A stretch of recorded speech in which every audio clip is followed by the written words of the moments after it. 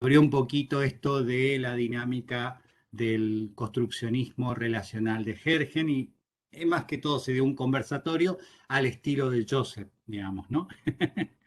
Así que, bueno, yo, o sea, ya hicimos la presentación para previa, así que un poco necesitamos tu bien decir, tu buen decir, hablar, tu vivencia, tu experiencia y tu docencia también, ¿por qué no? Para introducirnos en esto que es también una forma de vida, una postura relacional, que es el abordaje colaborativo conversacional, de qué se trata, cómo ingresa este, como abordaje terapéutico, eh, los referentes.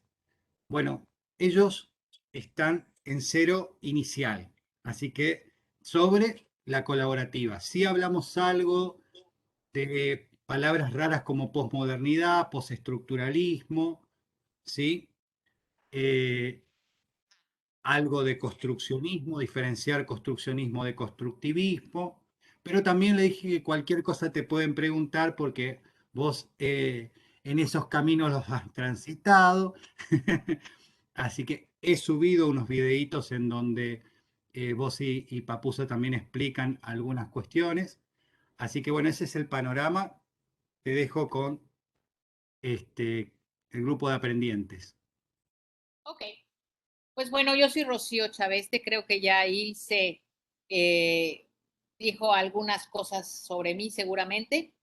No se las crean todas, pero bueno, cada quien se creerá lo que vaya queriendo durante el transcurso de la conversación. Bueno, primero y antes que nada, déjenme preguntarles. Si tienen algunas preguntas para hacerme, si hay algo que les interese de lo que hablaron el día de ayer con Mónica y con Joseph, o si tienen algunas dudas acerca de específicamente de lo conversacional, dialógico, si tienen algunas dudas, me gustaría escucharlas un poco para saber en dónde están, qué es lo que les inquieta de esto y qué piensan, ¿no? Sobre todo después de haber escuchado estas palabrotas como posmodernidad, construccionismo social o dialógico, todo este cuestionamiento de la verdad, todo este cuestionamiento de saber que la verdad atraviesa dificultades, de que estamos en un mundo en donde todo pareciera relativo, pero no lo es, porque finalmente es una de las cosas que se cuestiona acerca del construccionismo social y de la posmodernidad. Y tampoco es así de que todo se vale, no, para nada. Entonces, un poco, ¿dónde andan ustedes? Platíquenme. ¿Qué ideas tienen? ¿Qué preguntas tienen? ¿Qué les gustaría saber de esto y por qué pudiera ser importante para su formación, aparte de que es parte de la materia de ICE? ¿Qué pasa? Supongo que todos van a ser terapeutas en algún momento dado, o la gran mayoría.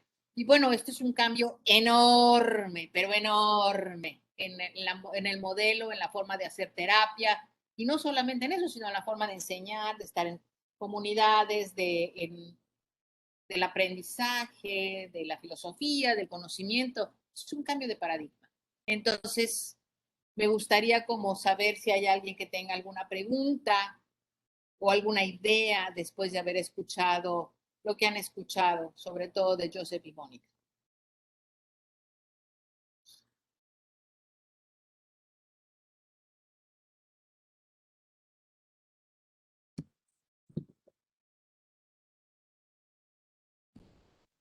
O sea, si no les voy a hacer como les hago a mis alumnos. A la bio cargada de, a ver, Florence,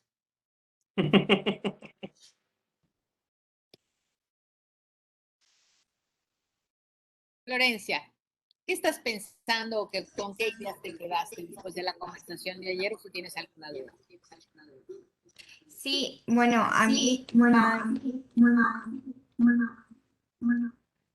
disculpe, estamos entre tres, por eso por ahí suena con eco. No te ¿Ahí preocupes. se me escucha bien? Sí, Buenísimo. Por ahí es difícil esto de imaginarse lo de que no hay un método, que solo está esto de la conversación, que no se debe entrar justamente porque no hay un método por esto de los prejuicios, ¿no? Y de todos los conceptos que traemos, entonces por ahí entra esto del prejuicio y solamente se empieza lo que a mí me quedó de la terapia es que se empieza con la conversación y se empieza viendo a la persona. Por ahí a mí, sinceramente, me cuesta un poco imaginarme cómo sería. Joseph traía un ejemplo de la esquizofrenia, de que ahí es como que se entra en la conversación y eso es lo que me llamó la atención y lo que me gustaría como saber un poco más. Más que nada, en el sentido de ejemplos, si nos pudiera dar acerca de la experiencia, de su práctica, como para traer esto de cómo es lo vivencial. Ok,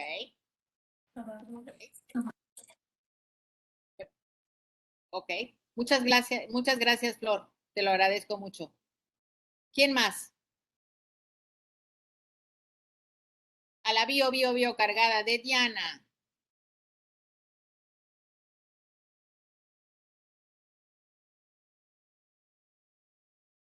Creo que no está por ahí. María Magdalena, Malena, supongo. Buenas tardes. Yo intentaba no hablar porque, bueno, eh, eh, no. A mí me puse como a plantearle algo a Joseph ayer y me quedó resonando igual porque es como yo traigo la escuela muy humanista y la cuestión de los recursos propios, la cuestión de mi responsabilidad, todo lo que tenga que ver con el hacerme cargo de mi actuar y de mis emociones, sentimientos o lo que aparezca, me resuena me hace ruido, digamos, pensar de que no hay nada que sea del individuo propio y que sea todo externo y que sea todo dependa de otro y no de mí mismo, digamos. Eso me quedó como dando vueltas. De igual manera, es como escucharlos a ustedes, escuchar su explicación, se cierra la idea y claro que lo entiendo, pero me cuesta como asimilarlo, digamos, de que no haya nada que sea propio mío, digamos. No, que no suene egoísta ni nada de eso, sino más bien este trabajo propio de mis recursos y de mi hacerme cargo de todo lo que voy formando y haciendo, digamos. Bueno, déjame, a lo mejor quise empezar por ahí, Magdalena. Para nosotros la esencia no existe, ni el self. El yo es una construcción social del psicoanálisis. Entonces, si la esencia no existe, porque si no, pues que me digan en dónde está la esencia, porque yo nunca la he visto. Entonces, Malena, o sea, partimos desde un lugar totalmente diferente y partimos desde la posmodernidad. Partimos desde un paradigma que lo que precisamente hace es una crítica a la modernidad, como la modernidad fue una crítica al romanticismo. Y dentro de esta parte, la modernidad, o sea, la posmodernidad lo que dice, a ver, espérame tantito, todas estas ideas acerca de la objetividad, la neutralidad, la verdad, la ciencia y demás, están atravesando problemas. ¿Por qué? Porque se están cuestionando. Y se están cuestionando desde todos los lugares sabidos y por haber. La propia física cuántica es una manera de mirar desde la posmodernidad, la física, en donde hay verdades alternas, en donde hay realidades alternas, en donde todo esto, y todo esto está conjugándose una con otra, ¿sí? Entonces, desde ahí podríamos empezar pensando en que partir de que es algo así como inventar la posmodernidad, pues no lo es. Simplemente es una crítica a la modernidad y una crítica bastante fuerte al positivismo. ¿Y al positivismo desde dónde? Desde la idea de la ciencia. Simplemente nosotros tomamos la ciencia como un discurso más, no como el discurso, porque eso definiría que esa es la verdad o que esa es la única manera de mirar el mundo, cuando en realidad hay tantas formas de mirar el mundo que como posiblemente como tantas personas haya. Porque aunque digamos que somos posmodernos o que somos modernos o que de alguna manera estamos pasándonos en algún paradigma o que tampoco es así que todos pensemos igual, porque estamos partiendo precisamente de que el conocimiento se construye en la relación social con el otro. No es algo que yo pueda darles a ustedes y pasárselos, porque no puedo. Pero lo que sí puedo hacer es en un momento dado compartir con ustedes estas ideas y esto va a ir enganchándose en la medida en la que vayamos conversando y en la medida en la que vayamos hablando acerca de esto. Y por eso empecé como empecé preguntándoles a ustedes, porque mi idea es empezar desde un lugar totalmente diferente, esta conversación. Sin embargo, ¿de qué me serviría empezar como siempre empiezo? ¿Para qué? Si a lo mejor a ustedes no les es útil. Entonces yo quería como entender, ¿y esto qué significa? Estamos construyendo la clase, estamos construyendo la agenda, estamos construyendo todo esto. Yo traigo algo, pero ustedes también traen. Y aquí es donde se une y se construye. Entonces, algo que es fundamental y va a ser como muy cuestionador en muchos sentidos es esto, ¿no? No, para nosotros la esencia no existe. Es un discurso de un modelo teórico determinado. Y el yo como tal es otro discurso que el psicoanálisis haya colonizado a la sociedad, totalmente cierto. Digo, seguramente ustedes saben que hay clientes, pacientes, consultantes o como quieran llamarle, que de repente te dicen, mira, Rocío, lo que pasa es que mi marido es un neurótico. Yo, la verdad, me siento otra palabra que diría el psicoanálisis, ¿sí? La verdad, yo tengo un complejo de Edipo terrible.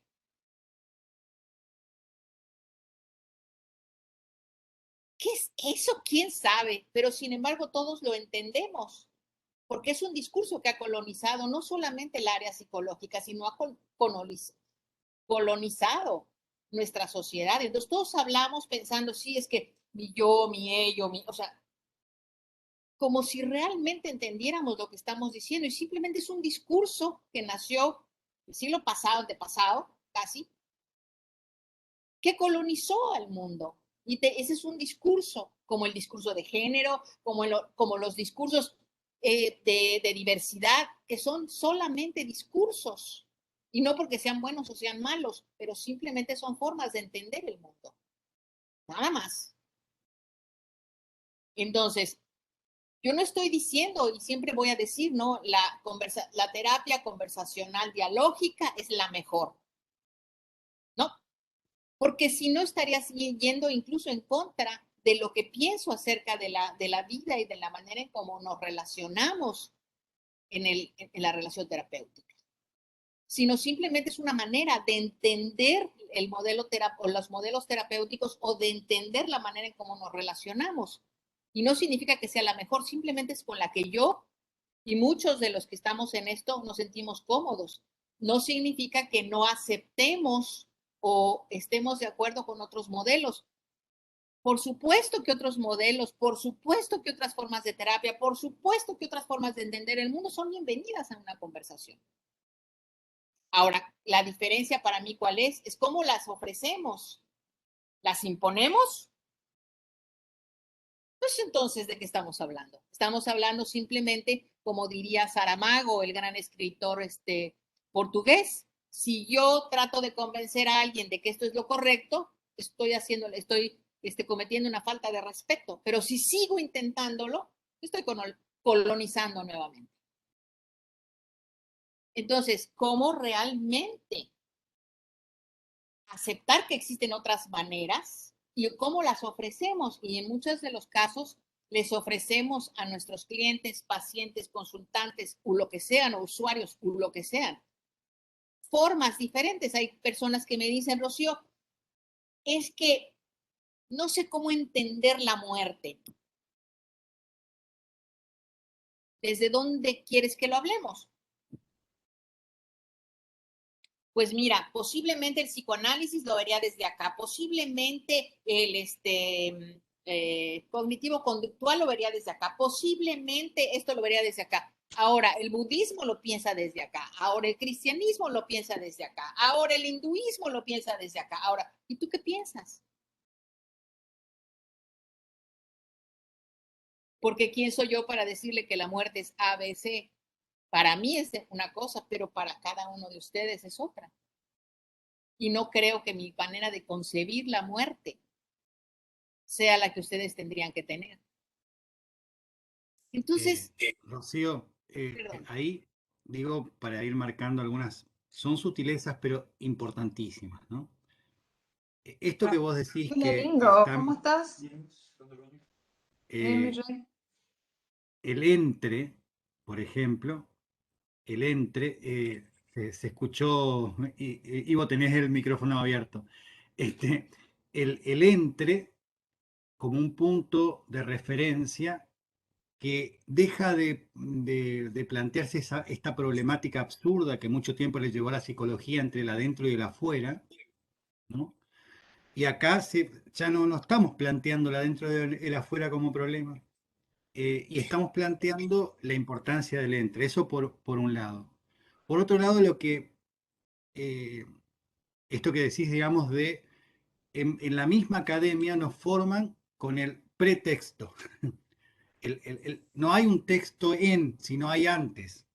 Y tenemos que leer lo que vamos a atender, y lo digo a propósito, lo que vamos a atender, no a quien vamos a acompañar, al que vamos a atender con el texto que nos dice cómo atenderlo. Y desde ese mismo momento es un objeto, por eso dije a propósito, ¿no? Esto de... eh, y vos estás diciendo, estás abriendo las puertas bajemos unos cambios y veamos qué es lo que va a aparecer después del encuentro, no antes. No, porque además antes entramos con nuestros preentendimientos y prejuicios y no los podemos dejar afuera. Pero cómo más bien puede sernos útiles, también como todo este preentendimiento o antecedentes con los cuales venimos. La idea no es, porque a veces me decían algunos de mis alumnos, no me decían, bueno, Rocío, entonces todos estos años que tengo estudiando, ¿qué hago? ¿Los tiro a la basura? No, es cómo los pongo al servicio de nuestro cliente, paciente, consultante. ¿De qué manera le puede servir y serle útil a la persona con la que estamos conversando? Y esto nos pone, y ahorita vamos a hablar de todo esto, nos pone también en una posición muy diferente como terapeutas. Que aquí viene esta parte dentro de los principios que espero que alcancemos a revisar de Harlene Anderson, que es la que inicia, que es la creadora de la forma, de la postura filosófica de la conversación terapéutica, ¿sí? Como el no conocer.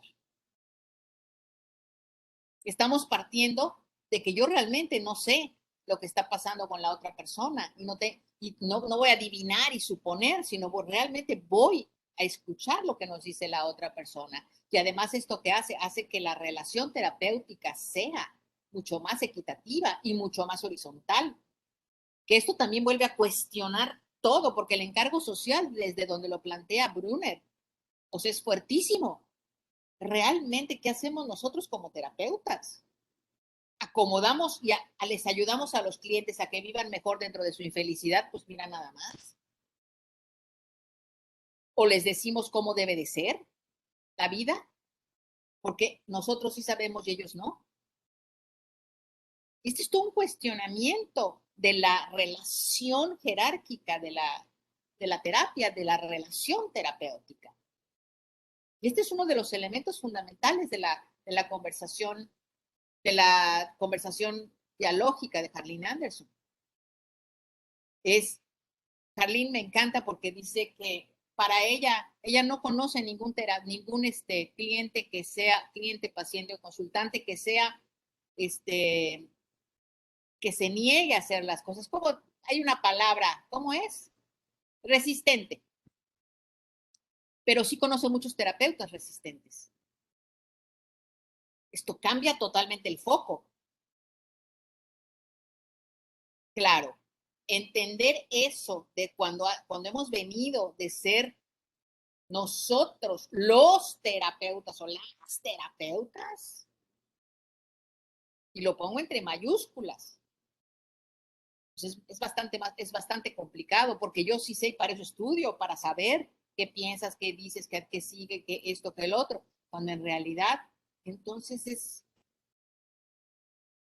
realmente el que sabe es el otro, no yo sobre la vida del otro. Esto va a ser fundamental. Y a mí me parece que es el elemento político más importante de la terapia colaborativa. Porque mucha gente se van a encontrar a quien le interese esto, que van a criticar a Harlene Anderson. ¿En qué sentido? En decirle, es que tú no tienes una postura política. Claro que la tiene. Y la tiene desde el inicio, desde su planteamiento inicial, que es no conocer. Yo no me puedo erigir como el que sé sobre ti, sino al contrario, la que tiene que aprender sobre ti soy yo. Y déjenme antes de entrar directamente a hablar sobre algunos conceptos, contestar un poco a la parte de esquizofrenia, porque tiene mucho que ver con esto que estamos hablando.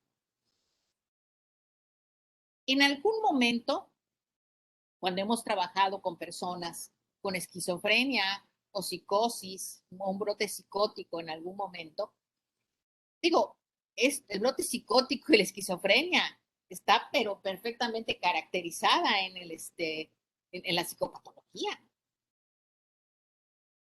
Nosotros pensamos que simplemente es nuevamente otro discurso, que la medicina, que la manera de mirarlo es otro discurso que puede ayudar, por supuesto que puede ayudar.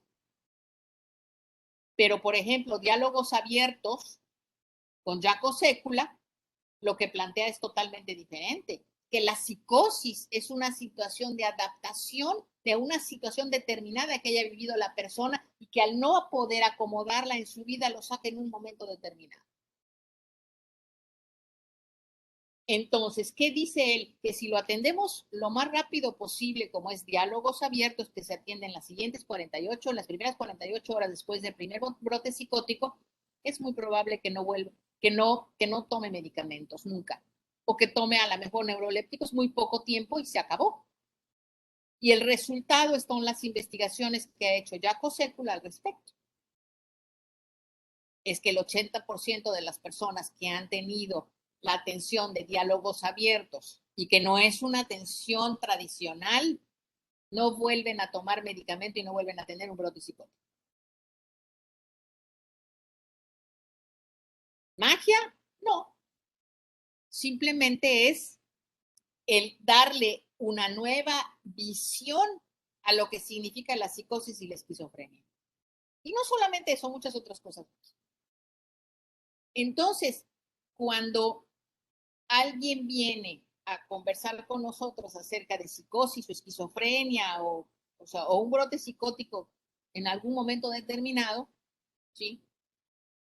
Obviamente se trata, porque para diálogos abiertos es importante incluir las otras voces, no solamente las de los profesionales que son médico, psiquiatra, enfermera, terapeuta, trabajadora social, etcétera, sino la familia o la comunidad que envuelve a la persona que fue diagnosticada en un momento con brote psicótico.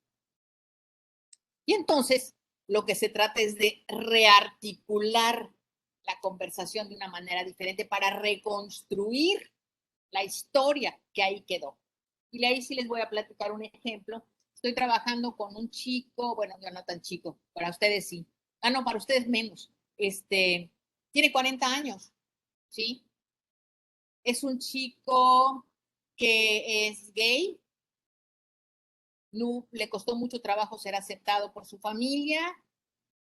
Se fue a vivir a los Estados Unidos. Y en los Estados Unidos de repente fue abusado por su papá, fue abusado después en otra situación, etc. Y con muchos en su vida, ¿no? Con muchas situaciones muy, muy delicadas en su vida. Se va a vivir a los Estados Unidos, tiene un trabajo excelente, pero excelente, así de 10 o re 10, ¿sí? Y de repente, estando allá, ¡pum! Un día en su escritorio él dice que recibe una nota donde lo están persiguiendo. Y a partir de ahí, él empieza una situación en donde tienen que ir por sus papás, por él, porque para ellos y para el trabajo y para todo esto quedó totalmente loco. Así lo definen cuando lo traen. Lo diagnostican allá con un brote psicótico, pero además para hacerse daño, una serie de cosas. Y regresa. Lo tienen con medicamento, etcétera, etcétera, hasta que por fin en un momento dado nos logra contactar por alguna situación y entonces empezamos a conversar acerca de qué pasaba con él. Entonces él empieza a decir de cómo lo persiguen y cómo seguramente lo grabaron en aquel entonces, que él no sé qué. Entonces empezamos a hablar con él acerca de esto, ¿no? ¿Y cómo fue? ¿Y qué pasó? Y esto y lo otro, ¿no? Y el FBI me está buscando. De película, ¿eh? El FBI me está buscando, la CIA y no sé qué, y entonces ya me intervinieron, literal. Y entonces, ¿qué es lo que sucede? Que empezamos a conversar y a conversar y a conversar y todo el mundo que empieza a estar, están los papás, la mamá, la hermana, todo el cuerpo, o sea, amigos, todos los que participaron en esto. Y entonces él empieza a reacomodar y entonces empieza a hablar sobre los abusos que nunca había hablado. Y empieza a hablar sobre lo que había sucedido y empieza a hablar sobre otras cosas que nunca había podido hablar y que no había acomodado completamente en su, pues en su historia de vida. Han pasado muchas sesiones y demás. Ya no toma medicamento. Puede relacionarse perfectamente bien. Y él reconoce el día de hoy que esta historia lo llevó, o sea, que era tan fuerte esta historia que no podía más con ella. Y esto me lleva a recordar muchos otros casos de este tipo en donde lo que dicen las personas que han salido de los brotes psicóticos, que lo que más les ayudó fue la relación con las demás personas. El no ser aislados, que el aislamiento es la muerte. Este es un ejemplo, simplemente, pero va por el lado de diálogos abiertos, ¿ok? No de lo conversacional, aunque se parecen mucho y tienen muchos elementos muy parecidos, diálogos abiertos de conversacional diálogo. Y así como estos casos, hay muchos otros en donde solo el diálogo o solo la conversación genera cambios que ni nos hubiéramos imaginado. A mí lo que me sorprende y me sigue sorprendiendo siempre es que si el 80% de las situaciones vistas desde lo dialógico no vuelven a tomar medicamentos y no vuelven a tener un brote psicótico, algo habíamos estado haciendo muy mal. En donde pueden terminar en los hospitales psiquiátricos, en donde pueden terminar totalmente medicados para toda su vida y que no es que hayan solucionado a la situación, sino se vuelve a repetir y a repetir y a repetir. Pues algo debimos haber estado haciendo muy mal. Ese es uno de los ejemplos por lo que me preguntaban de esto y con qué tiene que ver con el poder de la conversación y del diálogo. No más. Y bueno, pensar en qué es el enfoque colaborativo y un poco más hablar sobre la conversación colaborativa. Sí. Harleen Anderson. Antes de avanzar, Rocío, hay algo, vuelvo a partir por ahí de las obviedades que la academia no nos permite por ahí, ¿no? Pensar que la esquizofrenia es una nominación más, un discurso más, una palabra más, le quita la referencia desde donde nosotros partimos en la academia, de cómo nos relacionamos, que en realidad no nos relacionamos con la persona, nos relacionamos con la esquizofrenia, ese es el gran problema, con el diagnóstico, ¿no? o la necesidad de un diagnóstico, de una estructura para hablar con la persona. Acá el punto fundamental es que no tenga el discurso dominante del saber médico o anatomoclínico, cual sea, se imponga antes del encuentro con la persona, digamos, ¿no? Porque eso es lo que un poco no nos enseña la academia. La academia esto es contrario totalmente a la academia. Claro, claro. Y además, para mí algo muy importante acabas de decir, en efecto, nos relacionamos con los problemas, nos relacionamos con los diagnósticos, nos relacionamos con las palabras, nos relacionamos no con las personas. Y cuando nos relacionamos con una palabra, con un diagnóstico y demás, tratamos de hacerlo paso 1, paso 2, paso 3 y paso 4, cuando en realidad para relacionarnos con personas tenemos que escuchar a las personas. Y les voy a decir algo que a mí me parece muy terrible, es, no estamos escuchando. Eso me asusta mucho. ¿Y a qué me refiero con que no estamos escuchando? ¿Escuchas para hablar o hablas para escuchar? Esa sería la primera pregunta que yo me haría. Si yo hablo para escuchar, lo que estoy haciendo es generando un diálogo, siendo facilitador del diálogo, de la conversación.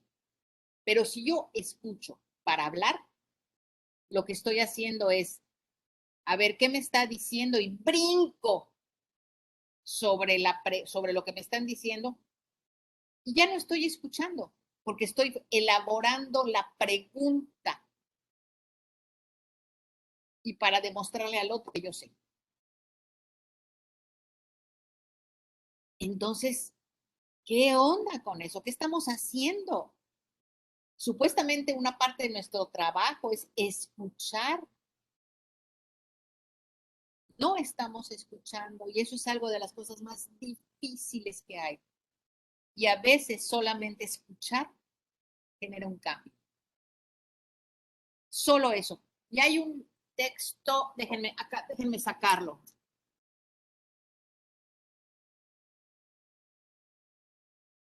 Byung-Chul Han, La expulsión de lo distinto. Al final tiene un capítulo que me mata, que dice, en el futuro habrá posiblemente una profesión que se llamará oyente. A cambio de pago, el oyente escuchará a otro atendiendo a lo que dice. Acudiremos al oyente porque aparte de él, apenas quedará nadie más que nos escuche. Hoy perdemos cada vez más la capacidad de escuchar. Lo que hace difícil escuchar es sobre todo la creciente focalización en el ego, el progresivo narcisismo de la sociedad. Narciso no responde a la amorosa voz de la ninfa Eco, que en realidad sería la voz del otro. Así es como se degrada hasta convertirse en la repetición de la voz propia. Escuchar no es un pacto pasivo, se caracteriza por una actividad peculiar. Primero, tengo que dar la bienvenida al otro, es decir, tengo que afirmar al otro en su alteridad. Luego, atiendo a lo que dice. Escuchar es un prestar, un dar, un don. Es lo único que le ayuda al otro a hablar. Es lo único que le ayuda al otro a hablar. No sigue pasivamente el discurso del otro. Y en cierto sentido, la escucha antecede al habla. Bla, bla, bla, bla.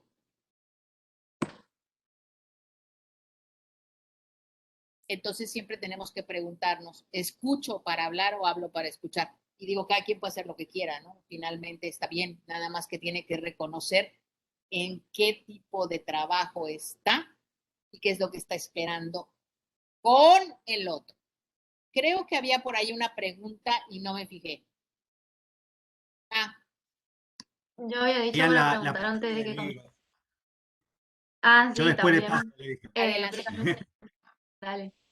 tenía una preguntita antes que comience. Nosotros antes de comenzar con todos los abordajes, habíamos hecho un recorrido para ver bien este paso que se hace de la modernidad a la posmodernidad, y así fuimos viendo como estos cambios de este paso del individualismo al pluralismo, de la jerarquía a la horizontalidad, y así un montón de cosas, pues son varios. Y algo que se planteó la clase anterior cuando estuvimos con Joseph, había comentado algo de esto de la comunicación al lenguaje, y que yo creo que tiene mucho que ver con la introducción a lo que usted va a traer, de qué es este enfoque colaborativo. Bueno, y si nos puede comentar algo de eso. Claro que sí. En algo más, alguien más para que yo, porque voy a entrar precisamente en esto, del conocimiento del lenguaje y todo esto. ¿Había otra pregunta o no, Ilse? Creo que no, ¿verdad? Ok. Si hay por ahí, por favor, nos hacen señas o nos ponen ahí en el chat. Bueno, déjenme decirles esto. Tienes toda la razón. Pasamos al el lenguaje, va a ser uno de los elementos fundamentales del trabajo colaborativo, y es la manera en cómo se construye en el lenguaje. Entonces, déjenme decirles que el enfoque colaborativo, conversacional colaborativo, es una forma de pensar y es un cambio ideológico respecto a la forma que pensamos en el lenguaje y en el conocimiento. La manera en cómo pensamos del lenguaje y la manera como pensamos del conocimiento esto es lo diferente, es un cambio ideológico respecto a estos dos conceptos fundamentales. Este cambio surge una postura filosófica o forma de ser o de estar en el mundo, que es una manera de relacionarnos, de conversar con los otros, que incluye con quién hablo, no es para quién hablo o por quién hablo, que incluye hablar con, escuchar con, actuar con, responder con, ¿sí? Y que es con todas las personas que nos reunimos, no solamente nuestro quehacer profesional, sino personal. Es cómo construimos juntos y juntas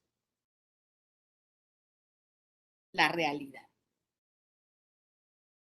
Porque saben ustedes que dentro de la posmodernidad, la realidad la construimos en el lenguaje, en la relación social.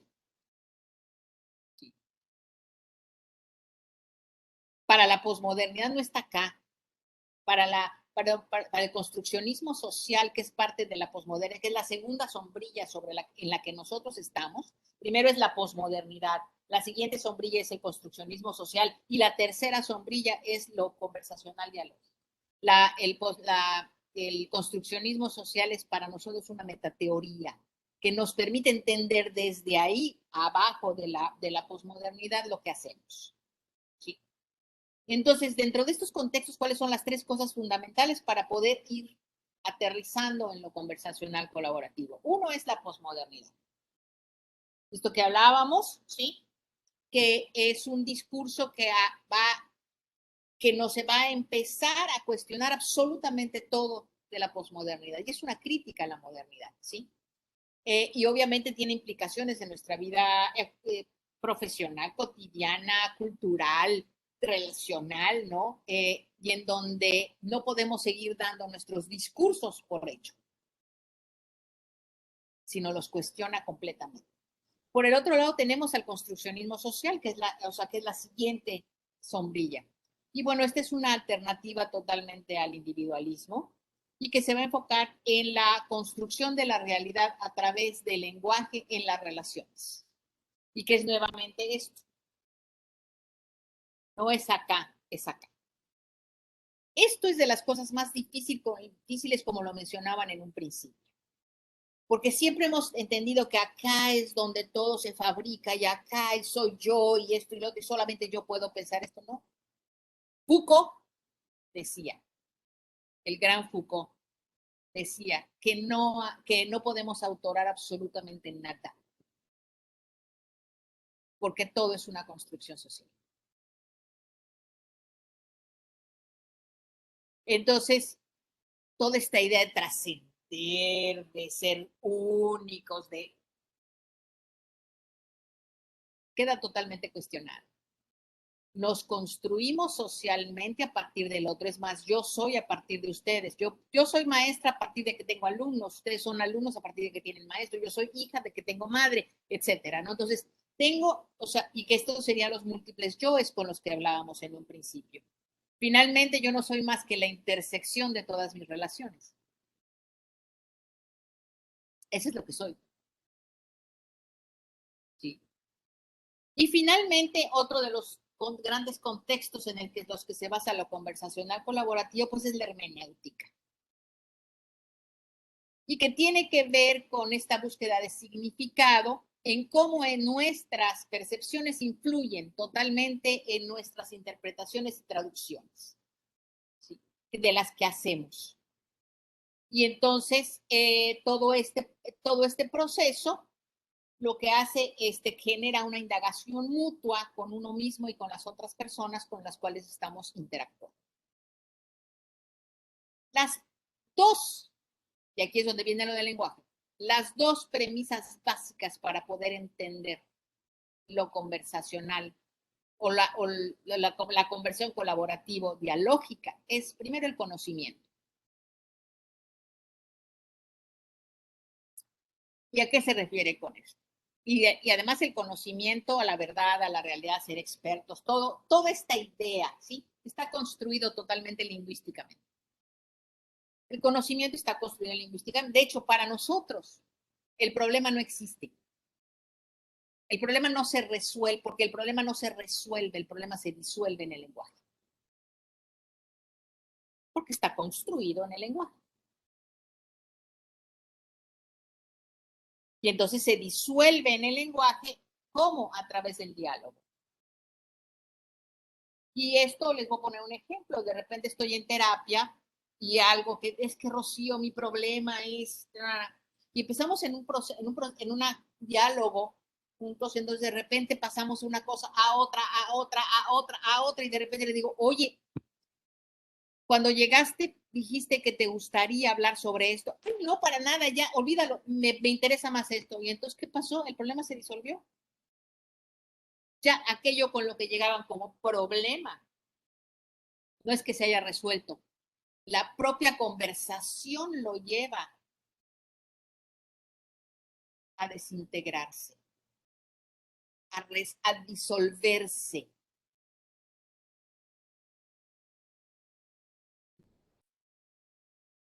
Entonces, para nosotros esto es fundamental. En el lenguaje se construye y se deconstruye una situación. No se resuelven. Los problemas no se resuelven, se disuelven. ¿Cómo? En el lenguaje. Sí. Y el lenguaje puede ser verbal, no verbal, de cualquier tipo de lenguaje. Y esto lo voy a poner en una pareja.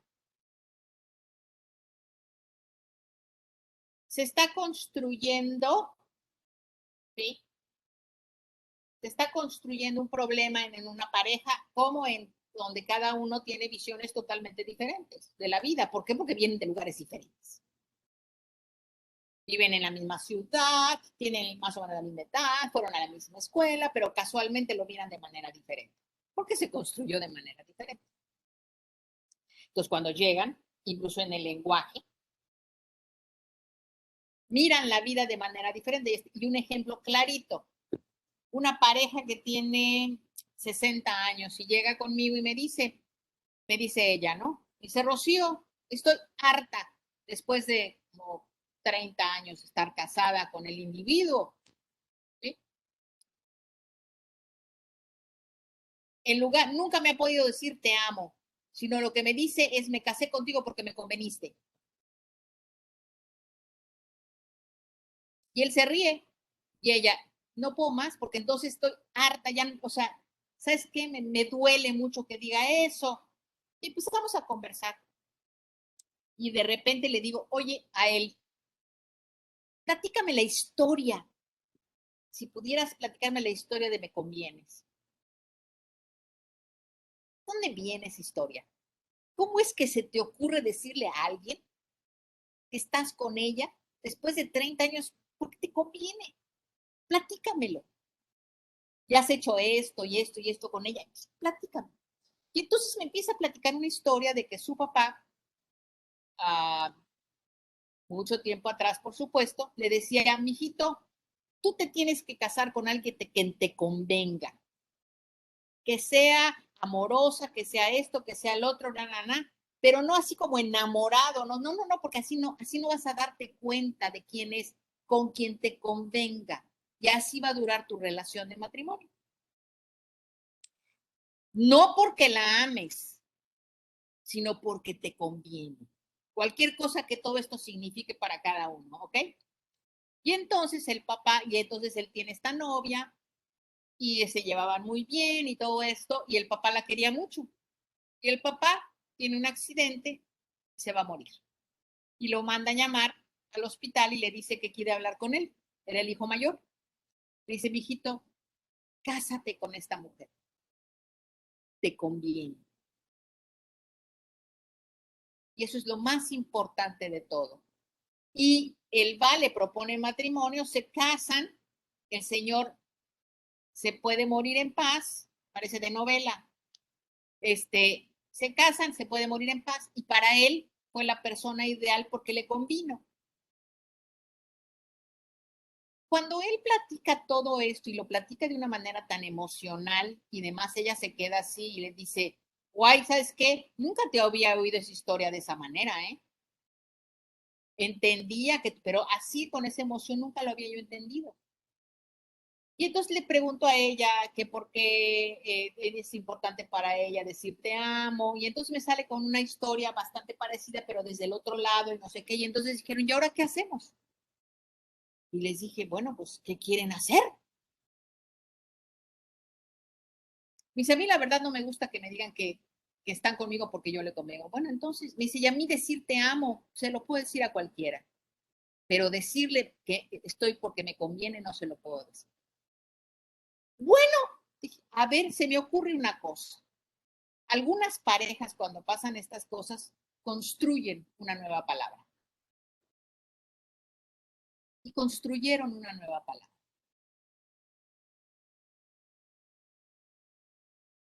Y entre ellos dos construyeron y le dieron vuelta y se fueron a su casa y después regresaron con una nueva palabra para poderse decir, me convienes, te amo.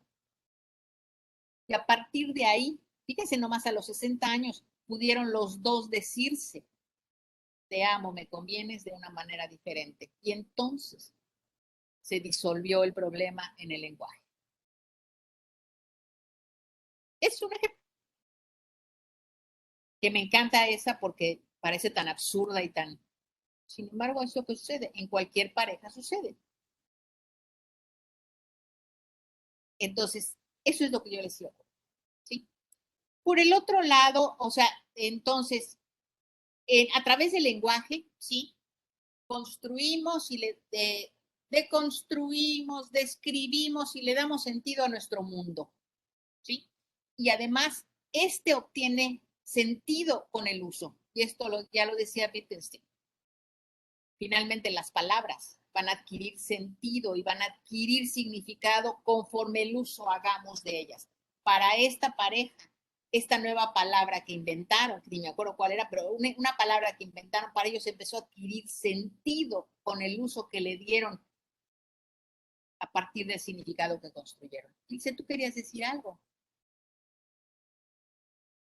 Perdón. No, voy anotando para después recuperar, pero decía, bueno, palabras importantes que vos vas agregando al vocabulario, que por ahí, esta palabrita que no quiero dejar pasar, de construcción, es muy importante y que también se enlaza por ahí no solamente a Derrida, sino también a esta idea de la genealogía de Foucault, la idea genealógica.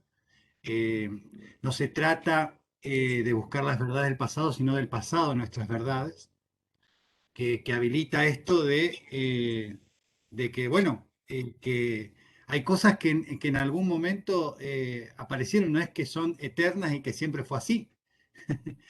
Y esto de poder deconstruir es cómo está relacionado con el disolver.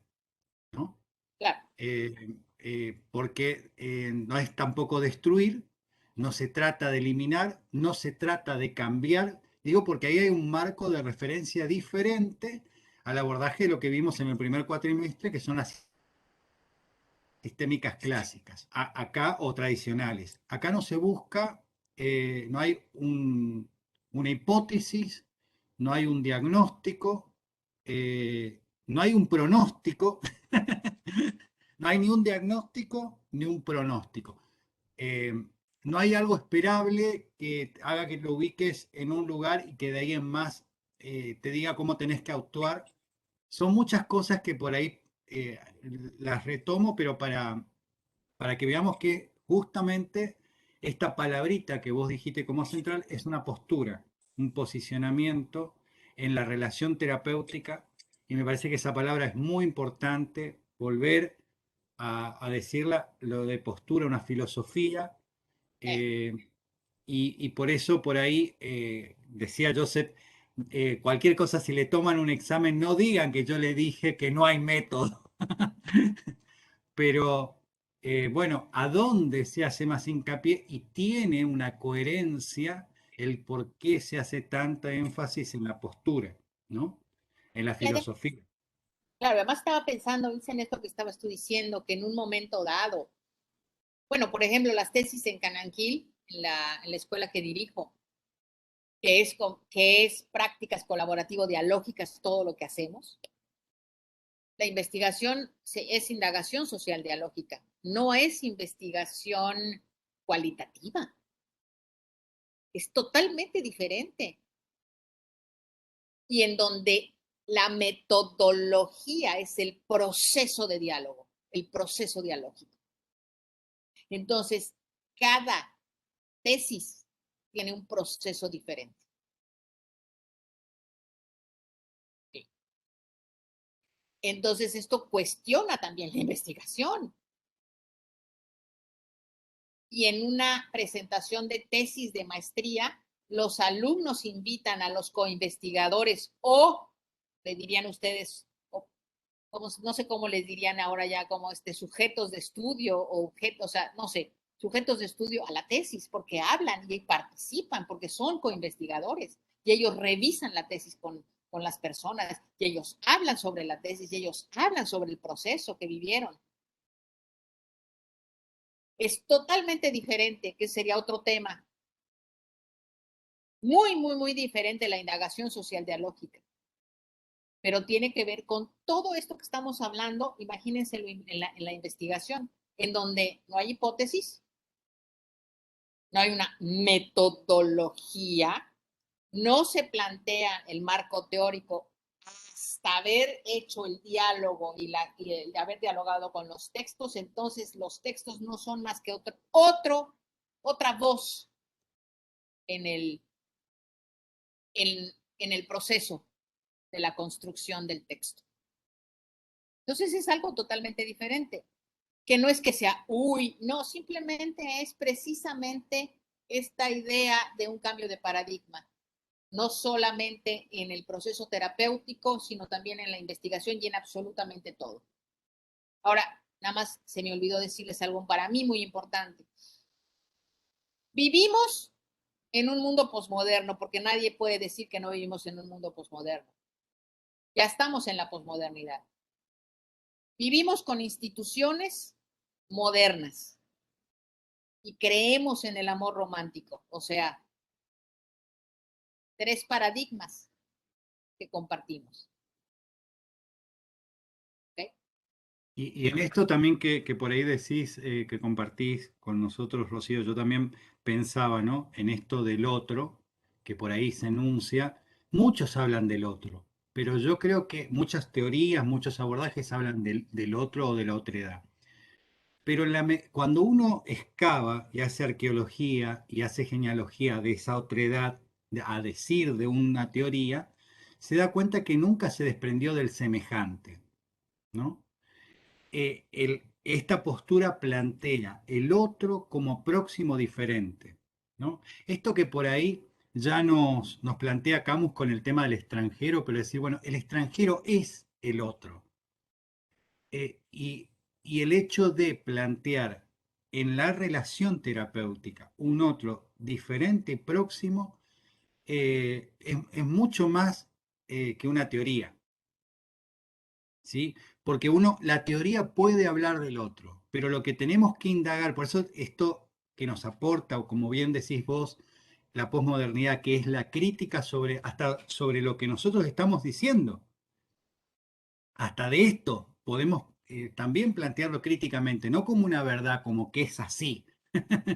No estamos compartiendo no certezas, sino aproximaciones, ¿sí?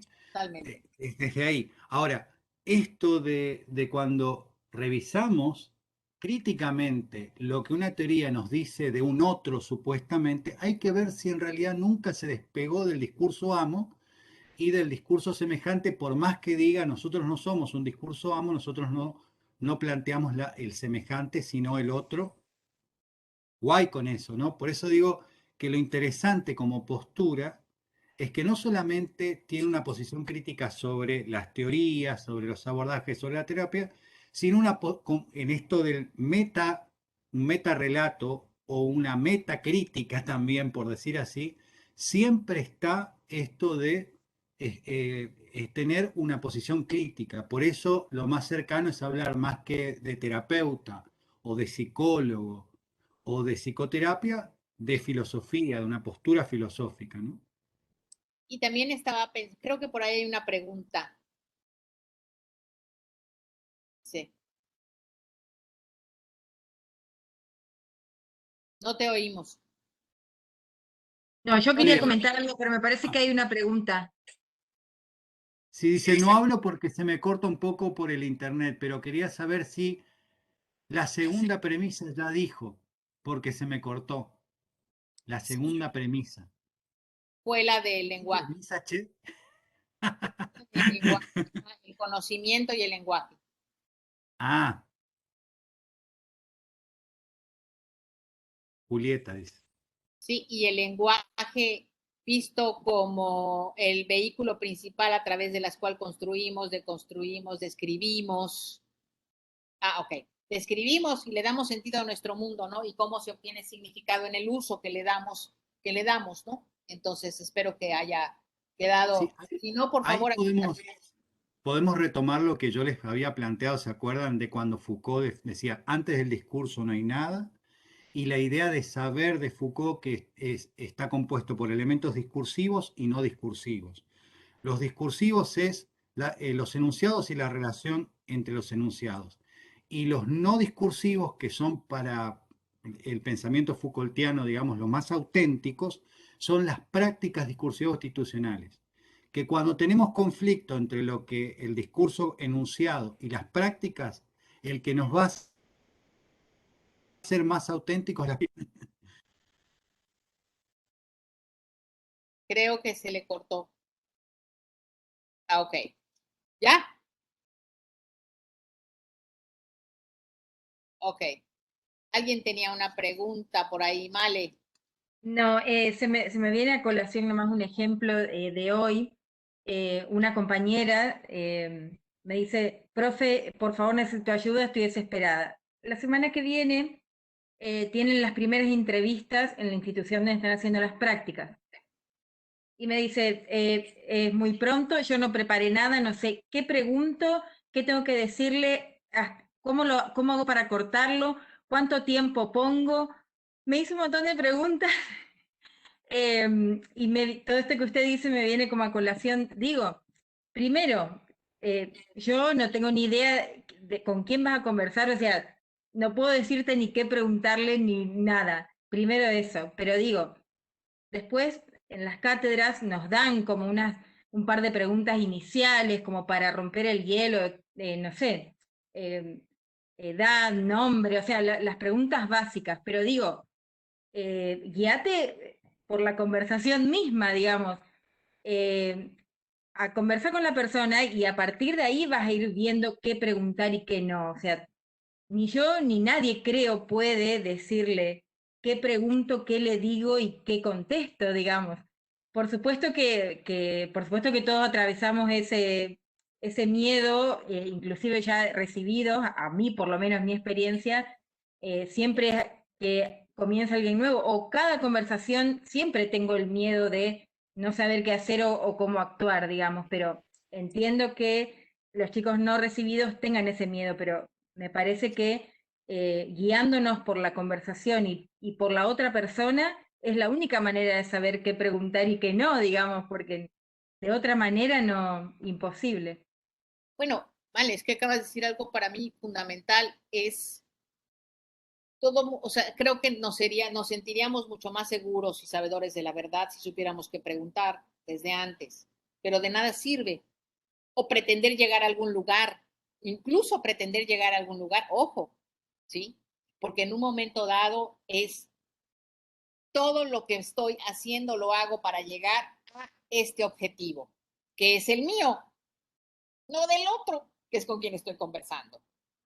Entonces, cuando entro en una conversación, simplemente, por ejemplo, yo lo primero que preguntaría es, bueno, hola, ¿qué tal? ¿Cómo estás? Qué bueno, no sé qué, no sé tanto. ¿En qué te puedo ayudar? O, ¿para qué soy buena? Oye, Rocío, lo que pasa es que no sé cómo empezar. Pues mira, primero, a lo mejor, ¿qué quieres que yo sepa de ti que sea importante? No es ni cuántos años. Si a mí me interesa saber para entender lo en qué ciclo, en el ciclo vital de dónde está o qué se le pregunto, oye, es para saber más o menos qué edad tienes, porque ahorita con los cubrebocas menos, este, oye, más o menos qué edad tienes y qué cosas quieres que yo sepa, cómo quieres que te llame. Si me dice Mimi Mouse, pues le llamaré Mimi Mouse. A mí qué me importa si se llama Mimi Mouse o se llama Malena. A ver, Male, o a ver, Mimi Mouse, o sea, entonces me permito, ofrezco no saber a la persona con la que estoy conversando. ¿Qué quieres que yo sepa de ti que para ti sea importante para lo que vamos a conversar? Y entonces ya me empieza a platicar, no sé qué, ok. Y entonces a partir de la conversación que voy teniendo, voy haciendo preguntas, simplemente por curiosidad, que aquí es donde viene otra de las cosas fundamentales en la conversación colaborativa. Mi único elemento es la curiosidad. Quiero saber más, quiero saber más, quiero saber más. No pretendo saber de lo que me va a hablar, a dónde tiene que llegar, lo que me va a decir, lo que le voy a preguntar. Y entonces hay alumnos que me dicen, oye, Rocío, y estoy en una conversión y de repente me está platicando y empezó con su mamá y termina y su papá y sigue y no sé qué, yo tengo curiosidad sobre el papá, sobre la mamá y sobre todo esto. Bueno, puedes seguir teniendo otras curiosidades. Y entonces termina con el perro. Y entonces mi pregunta sería, oye, ¿y qué tan importante es el perro en esta circunstancia? ¿Qué hizo que hablaras del perro? Oye, y además, déjame hacerte una pregunta, porque tengo muchas preguntas. Hablaste de tu papá, hablaste de tu mamá, hablaste de tu pareja, hablaste y terminaste con el perro, y me llamó la atención el perro y pues te pregunté, pero si tuviéramos que elegir por dónde irnos, ¿por dónde nos iríamos?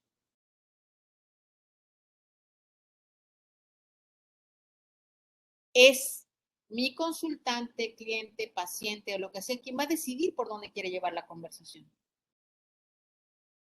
O hay veces que me dicen mis alumnos, Rocío, ¿por qué no le preguntaste lo de que te platicó del abuso? Era fundamental. Pues si hubiera sido fundamental, me hubiera regresado mi cliente.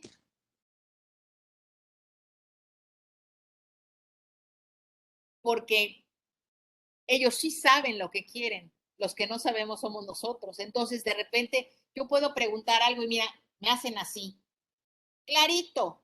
Y entonces yo digo, Rocío, ¿qué estás haciendo? No estás escuchando. Escucha. Y entonces le puedo preguntar a mi cliente consultante, decirle, oye, me dio la impresión o sea, que te hice una pregunta y que no tenía nada que ver con lo que tú me estabas diciendo. ¿Tú cómo lo viviste? Mira, la verdad eso ya no me interesa porque fíjate que taca, taca, taca, taca, taca, taca, taca. Y entonces yo me sigo por ahí, se está resistiendo. No, que la que se resiste soy yo. Entonces, me permite acompañar a las personas en lo que quieren que las acompañe. No me meto en lo que no quieren que me meta.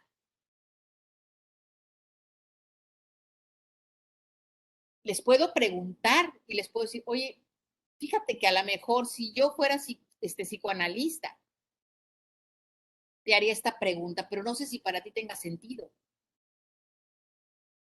Entonces, ¿qué hago? Le estoy ofreciendo esto. Fíjate que si yo fuera junguiana, o a lo mejor un colega mío junguiano te preguntaría esto, y a lo mejor un colega mío te preguntaría esto, pero no sé qué te es útil. Ahora Rocío, qué interesante la descripción del cómo, ¿no?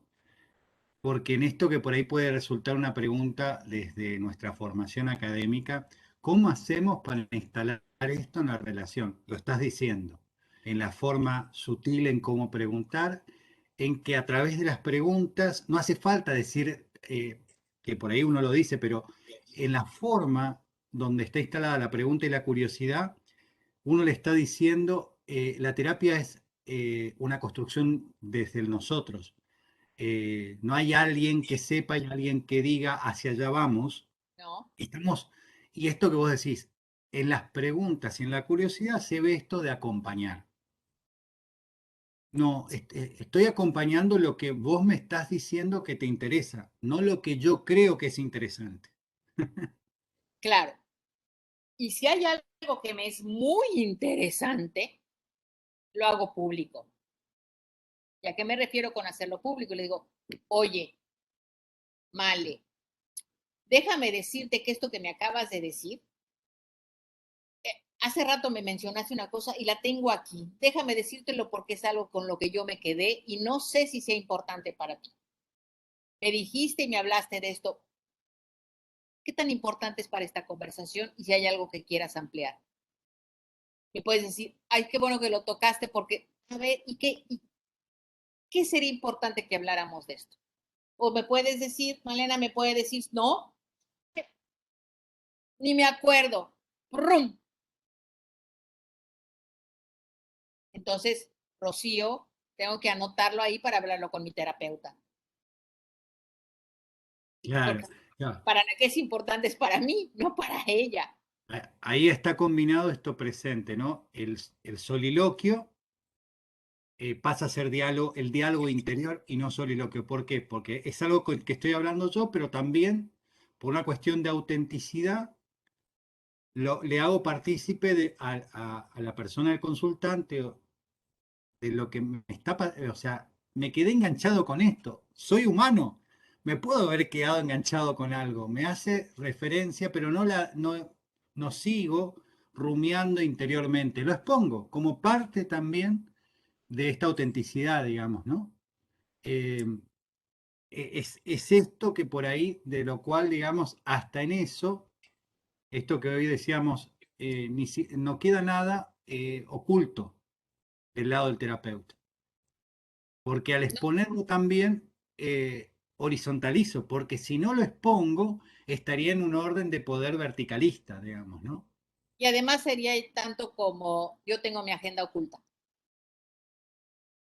donde te voy a lanzar la pregunta correcta para que pienses esto y para que te lleve al lugar indicado. Esa sería mi agenda oculta, ¿no? Bueno, déjame pensar, ¿y qué te parecería si en un momento, no sé qué? Bueno, lo que quiero decirte es que te vayas para allá. Es, oye, ¿y qué piensas hacer con esto? Si me pregunta, porque muchas veces te preguntan, ¿tú qué harías? Digo, mira, mi amor, primero, tú tienes 25 años, yo tengo 62, entonces te voy a contestar desde mis 62 o te puedo contestar desde mis 25 y lo que otras gentes de en sus 25 años me han dicho y después te contesto desde mis 62, ¿ok? Y entonces, a ver, tengo una amiga o tengo una hija de 25 años que diría esto. Tengo una amiga de 25 años que diría esto. Tengo no sé qué de 25 años que diría esto. Ahora yo tengo 62, yo digo esto. ¿Tú qué quieres? Y entonces, ¿qué hago? Abro posibilidades. Y al abrir posibilidades, que eso es parte de lo que hacemos, que sería, ¿qué es la terapia colaborativo-dialógica? La conversación colaborativo-dialógica es hablar de cosas como nunca hemos hablado, que generen posibilidades que nunca se nos hubieran ocurrido antes. Eso es. Entonces, ¿cómo le podemos hacer? Y no lo podemos hacer más que con el cliente consultante o paciente o lo que sea. ¿Cómo van? Por eso todas las sesiones son diferentes. Porque estamos construyendo y somos socios conversacionales en el proceso de la construcción de la terapia. Bien, hay otra palabra. Eso de socios también está presente con otro concepto. Dijimos curiosidad, dijimos diálogo interior, autenticidad, ¿sí? Deconstrucción, varias palabritas. Por ahí yo les digo para que vayan anotando porque son parte de este vocabulario necesario, porque involucra hablar, pero antes de hablar es darse cuenta en este sentido de qué estamos diciendo cuando decimos esto y es un salto de diferencia importante en la relación terapéutica. Totalmente. Es un salto de diferencia importante, sobre todo cuando comparamos con lo que ustedes vieron el cuatrimestre pasado, sobre todo, ¿no? Que además, bueno, una de las cosas que habla sobre las relaciones colaborativas o conversaciones colaborativas es toda una actividad social en la que todos los involucrados sienten que son dueños del proceso.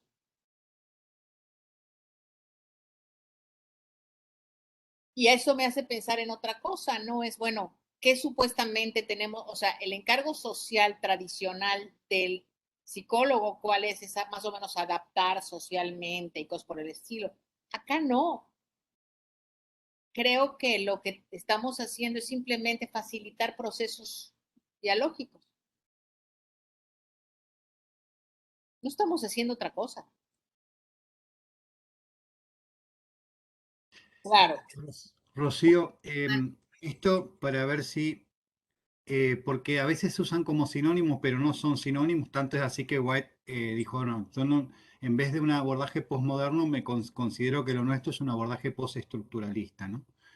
¿En qué sentido sería posmoderno y en qué sentido sería postestructuralista? ¿Tiene que ver con esto de el postestructuralismo, con el que no hay estructura y el lugar que tiene el lenguaje y la idea de posmodernidad más con un posicionamiento crítico o cómo sería? Para aclararlo si se puede.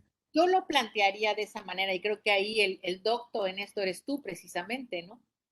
Que claro, en un momento dado el planteamiento, o sea, incluso yo creo que la posmodernidad primero fue el postestructuralismo visto desde cómo se rompe con la estructura, ¿sí? Y cómo se cuestiona la estructura social, familiar, etcétera. Y la posmodernidad viene con toda una crítica en el lenguaje, ¿sí? Más que nada en el lenguaje y en el conocimiento.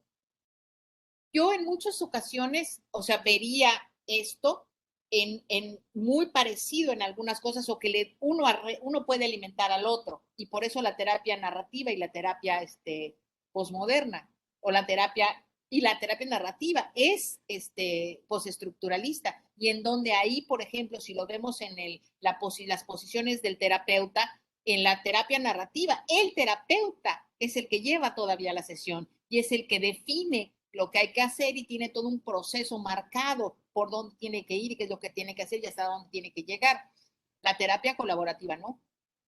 La terapia colaborativa facilita los procesos y en donde precisamente al pensar en el lenguaje como el elemento fundamental y no en la estructura, ¿sí? Es el lenguaje el que va construyendo, no se parte de la estructura, sino se parte del lenguaje. Y creo que eso es fundamental. Profe, hoy lo que hablábamos, el profe decía, digamos, de que justamente la narrativa y la centrada en las soluciones, es como que ya no son modernas, pero tampoco posmodernas, es como que están en el medio porque tienen algunas cosas todavía. Entonces, podríamos decir que son postestructuralistas en vez de posmodernas, digamos, ¿o no? Tienen mucho más del postestructuralismo que de lo posmoderno. Claro, Aunque mucha gente diría que lo postestructural ya es posmoderno. claro. ¿Sí? Pero yo diría que está en Sí, el sí. proceso de, ¿sí? Proceso de, claro, como una anticipación, digamos. Como el constructivismo y el socioconstruccionismo. Claro, Más o menos va por ahí esa situación. ¿Sí? En donde el constructivismo es antes del construccionismo social. ¿Mm? Entonces, y otra de las cosas, o sea, no, ahora sí déjenme decirles qué quieren que hagamos, nos quedan casi 10 minutitos. Y no me puedo quedar con ustedes porque tengo otra clase. Pero, ¿qué quieren? ¿Quieren que continúe con esto o quería hacer dos, o sea, dos cosas? Uno es invitarles a hacer un ejercicio sobre la palabra para que un poco quede más claro. Y la otra es hablarles sobre la cultura maya en el nosotros, en el tú, en el yo y en el ellos. ¿Qué quieren? Es una de las dos. No nos da el tiempo, solamente para una de las dos nos da el tiempo. Bueno, voy a empezar con porque creo que me parece importante que las culturas, ¿por qué las prácticas colaborativo-dialógicas se han enraizado en América Latina? Porque tiene que ver con las culturas ancestrales. Fíjense que eso ha sido interesante, no en Europa y no en Estados Unidos, a pesar de que nació en Estados Unidos. Pero en América Latina tiene mucho sentido, porque en América Latina tenemos de una manera o de otra ancestros. Y en las culturas ancestrales, por ejemplo, son totalmente relacionales. Y entonces, ¿a qué me refiero con esto? Creo que es algo muy, muy, muy importante. Es para la gente de la cultura maya, es el yo no existe sin el tú. O sea, yo no puedo existir si tú no existes. Pero tú y yo, nosotros, no existimos sin el ellos, que es la otra edad de la que estaba hablando Ilse. Es el otro, que nos hace referencia y que nos permite conocernos y vernos. Si no, no podríamos mirarnos. Y simplemente, ¿por qué sé que soy mujer? Porque me dijeron. Si no, no lo podría saber. Y así como este tipo de conceptos en donde esta notrosidad con la que nosotros trabajamos significa el tú tienes que existir para que yo exista y el ellos tienen que existir para que nosotros existamos. Y eso dice mucho. ¿Ok? Y por ahí me estaban pidiendo el ejercicio de lenguaje. A ver. Y lo voy a hacer no con todos para que nos dé el tiempo de reflexionar acerca de esto. Que me encanta este ejercicio. Vamos a ver. Y nada más vayan así rapidísimo contestándome. Male, déjame empezar contigo. ¿Qué es amor para ti? Una emoción. Emoción. Luciana, Un sentimiento. sentimiento. Ivonne, Guadalupe, Lo que sentimos por el otro. lo que sentimos por el otro. Celeste, Un afecto. afecto. Annie, Angie, perdón.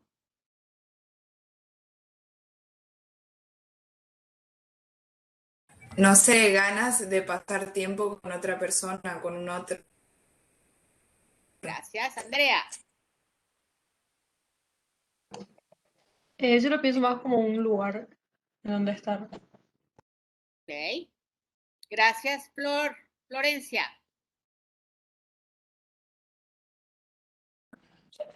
Algo que se siente en nuestro cuerpo también, que se expresa en nuestra mente, que está como en nuestro interior también. Ok. Con ¿Y respecto a Rocío qué anda por ahí? Rocío, tocaya.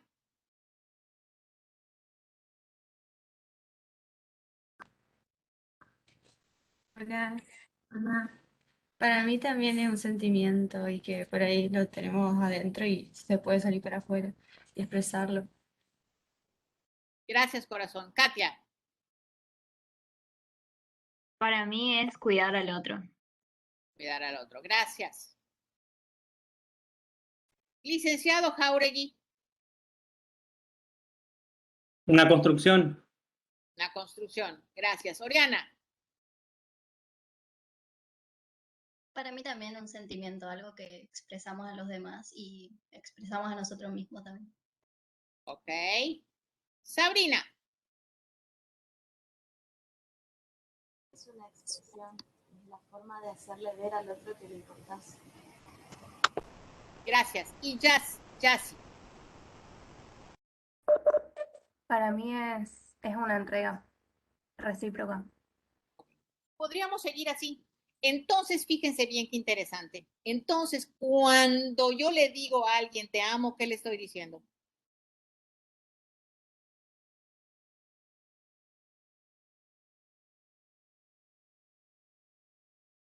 Fíjense nada más lo interesante que es esto. Mi amor, te amo. ¿Quién sabe qué te estoy diciendo, eh? Y yo puedo agarrar y decirle, Ilse, mi amor, te amo. Ilse me puede decir, yo también, Rocío, te amo. ¿Qué me está diciendo? ¿Quién sabe? Ahora vamos todos Pero a preguntar a nuestras parejas, por ejemplo, ¿qué me querés decir cuando me decís que me amás? cuando menos hoy, porque también esto se va moviendo en el tiempo y se va modificando, se va deconstruyendo y reconstruyendo. Entonces, no es lo mismo que yo te haya dicho te amo cuando tenía 25, que cuando tuve 30, que cuando tengo 40 y cuando tengo 50 y cuando tengo 60. Para mí, hoy el amor es una decisión. Todo lo demás, hoy. Ahora, si me preguntan cuando tenía 20, no, hombre. ¿Mm? ¿Ok? Entonces, fíjense de lo que estamos hablando. Y esto es con una palabra que usamos todos los días. Ahora imagínense en el mar del lenguaje. ¿Qué nos estamos queriendo decir? ¿Quién sabe? Y por ahí decía Kierkegaard que nunca nos llegamos a entender del todo. Siempre hay un espacio intermedio para poder imaginarnos lo que sea que nos están queriendo decir. Entonces es bastante complicado. Por ahí el punto sería como un punto, algo me estás queriendo decir. Nada más. Pero no dar por hecho que lo que me estás diciendo es esto, porque ahí es donde deja de haber un otro y hay un semejante. Y además estás partiendo de que tú sí sabes y estás entendiendo lo que están queriendo decir. Tal cual. Entonces, en la terapia, en la conversación, no podemos partir de que entendemos. Siempre tenemos que tener curiosidad, tentatividad, saber que estamos construyendo con el otro, con nuestro socio conversacional, algo diferente y nuevo, que es un lenguaje local. Un lenguaje local que nos está siendo útil a nosotros ahorita. Como aquellos señores de 60 años que construyeron su propio vocabulario para poder comprender lo más cercana posible lo que significaba amor y conveniencia. Pero bueno, estamos terminando y yo quisiera preguntarles, ¿con qué se quedan? Podríamos seguir y seguir y seguir, porque además es un tema que obviamente se dan cuenta que amo y me encanta. Pero, ¿con qué se quedan?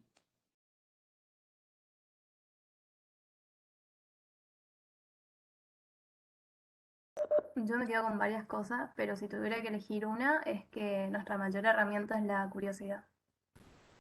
Gracias.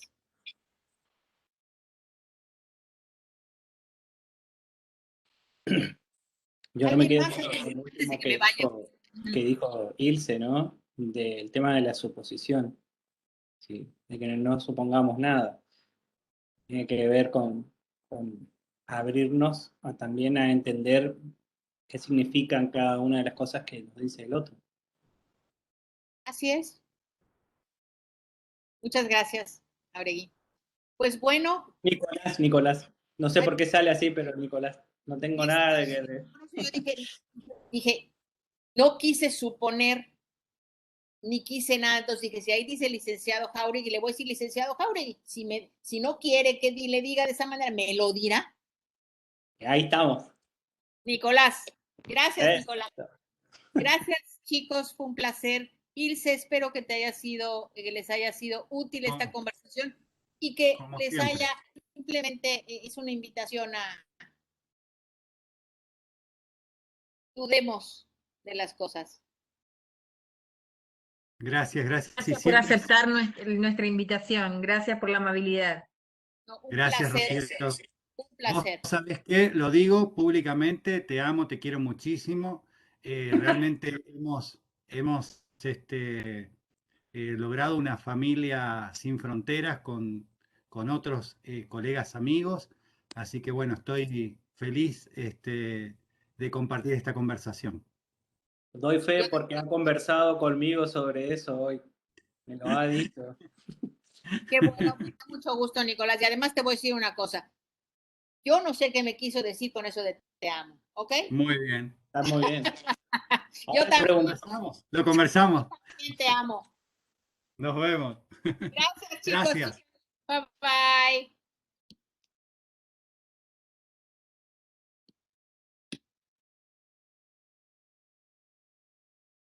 Bueno, hacemos